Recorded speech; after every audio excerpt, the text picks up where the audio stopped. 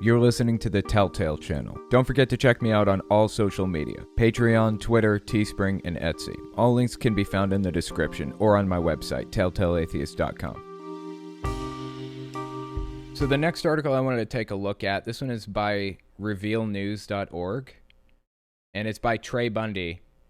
Pennsylvania opens grand jury investigation into Jehovah's Witnesses cover-up of child sex abuse.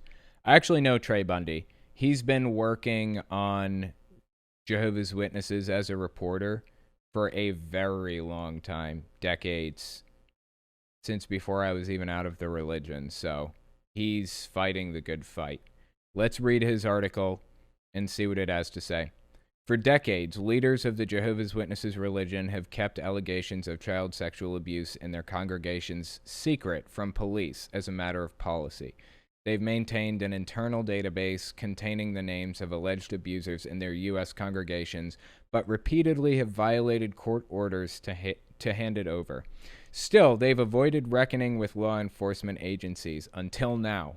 The Pennsylvania Attorney General's office has opened a grand jury investigation into how Jehovah's Witnesses leaders handle allegations of child sex abuse, according to 3 people who have been called to testify in closed-door hearings. That's good news. Mark O'Donnell, who I also know, really, really nice dude. He used to go by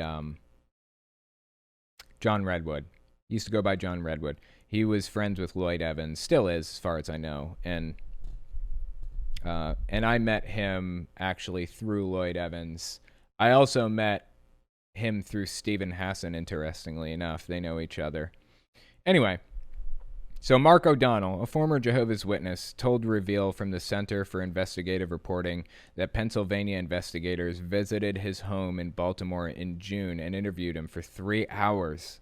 O'Donnell, 52, was a Jehovah's Witness for 30 years. He left in 2014 after learning about CSA cases, child abuse cases, locally and elsewhere, that were covered up by the organization. Since then, he has become a vocal critic of the Watchtower, the religion's parent organization, actually the Watchtower Society, traveling around the country to observe civil court cases against the organization and publishing stories online. Mostly on jwsurvey.org, I think, which is run by Lloyd Evans, the John Cedars YouTube channel. As a result, O'Donnell has become a popular recipient of leaked information from inside the Watchtower and local congregations, much of it pertaining to CSA. Good news, yeah. I actually knew that he was the recipient of a lot of leaked information. They asked a lot of questions about my upbringing and documents I'd received, O'Donnell said. The investigators' sights were aimed across state lines in New York, he said, the home of the religion's world headquarters. They made it clear that they wanted to go to the top of the organization, O'Donnell said, that even if an organization is headquartered in another state or country, they were not going to let it be a barrier to their investigation. Good news. The investigators asked him to testify in front of the grand jury, which he did for several hours in August and December. They wanted to understand how the CSA policies operate, he said, how the governing body operates. This is the guy to talk to. Mark O'Donnell knows an awful lot about everything, connected to this religion. He's been an ex-Jehovah's Witness activist for a very, very long time. The governing body of Jehovah's Witnesses, 8 men who, followers believe, are the earthly channel for the voice of God, are the spiritual leaders of the religion, like the Pope is to the Catholic Church. Yeah, I would say that's pretty accurate. That's pretty similar. Pennsylvania Attorney General Josh Shapiro's office declined to comment on the investigation or confirm whether one was underway. The prosecutors have the power to pursue criminal charges, or they simply could release the findings of their inquiry publicly, as this same team of investigators did in 2018 for their bombshell investigation into systemic sexual abuse issues in 6 of Pennsylvania's 8 Catholic dioceses. It's way long past time for this to happen to the Watchtower Society.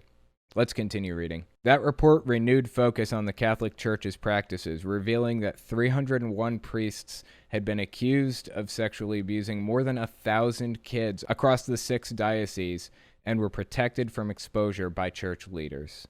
Since the findings were released, The U.S. Department of Justice has served subpoenas on 7 Catholic dioceses in Pennsylvania, and attorneys general in more than a dozen other states have opened their own investigations. I remember when that happened, actually. I think I covered it on the podcast when it took place. Considering the explosive findings of the Catholic Church investigation, attorneys and child welfare advocates are watching the Jehovah's Witnesses inquiry closely. With the grand jury, the real value in my view is you see a real pattern across the organization. They paint a picture of how the organization operates, said Marcy Hamilton, CEO of Child USA, a think tank for child abuse prevention. They could also decide to file criminal charges against religious leaders, but we haven't seen a lot of that. I hope they do, honestly. There are a few things that we can do with Jehovah's Witnesses, regarding Jehovah's Witnesses. It's complicated to know how we can solve this problem. But right now, Jehovah's Witnesses are surviving the way that they're surviving, like as a religion, because of all the money they have. So Jehovah's Witnesses, the way they make money really is they have this whole member base that's willing to do anything for the organization. So what they do is they will get land donated, or they will buy land for cheap. And they'll get their membership, they'll get their congregations to build new kingdom halls at cost. So they'll do what's called a quick build. They'll have 100, 200 people come in one weekend and just throw a kingdom hall up in like a few days' time. Of course, you got to wait for the paint to dry and things like that. So it is a process that takes a couple of weeks ultimately by the end of it. But all of that labor is free. All they're really paying for, the Watchtower Society, is sometimes the land and sometimes the building materials. On occasion, they'll get it donated to them, or they'll have wealthy Jehovah's Witnesses in the congregation who will pay for the building materials themselves. Either way, even in a worst-case type of scenario, all they're paying for is the building materials and the land. They're not paying for the labor. The labor is free. And that's really kind of the expensive part of a building, is the labor that it takes to put it up. So they will have a Kingdom Hall or a headquarters or something. We'll just start with Kingdom Hall. They'll have a Kingdom Hall constructed for, say, $30,000 in building materials and property ownership and everything. And they can then sell that building. It is worth $200,000, $250,000, $300,000. It's worth a lot of money because building something like that costs that much just in labor sometimes. So what they've been doing is they've been getting Jehovah's Witnesses congregations to sometimes build new kingdom halls, brand new, and they will do what's called overbook them. Airlines do this too, where you've got 100 seats available. So what the airline will do is they know 20% of the people aren't going to show up, so they will sell 120 seats, and then when flight time comes, only 100 people show up. That's how you get fully booked airlines. Like, that's how you get fully booked airplanes with no extra seats available. And on occasion, they kind of mess up and they sell one too many, and they got to buy the ticket back from somebody, put them on the next flight, right? I mean, you guys have heard of this before. That's what Jehovah's Witnesses have been doing with the Kingdom Halls, basically. So that we've got Kingdom Halls that are capable of holding 200 people, right? And there are only 150 people in the congregation. So what they'll do is they'll get people from the East congregation and the West congregation, and they will combine the Kingdom Halls. They'll have, meetings for the East Kingdom Hall on Sunday morning and Wednesday night. And for the West one, they'll have Sunday night and Thursday night. So they're getting as much use out of this one building as possible, and then they'll sell the old one that's no longer being used. They did the exact same thing with their headquarters recently. They've owned this headquarters for like decades and decades and decades, very, very long time. And they had everybody in their headquarters build a brand new headquarters in Warwick, and then they sold their old one off for like $1.5 billion or something like that.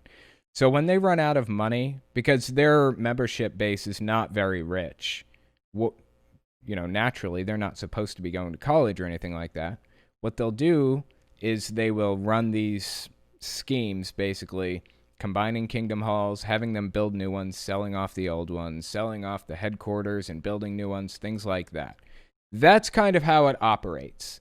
So what we have to do, I believe, to try to pretty much destroy this organization is cut off their money. Find some way to cut off their money.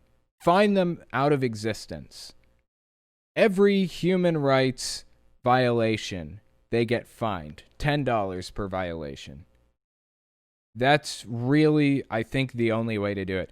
Take away their tax-exempt status and fine them for human rights violations.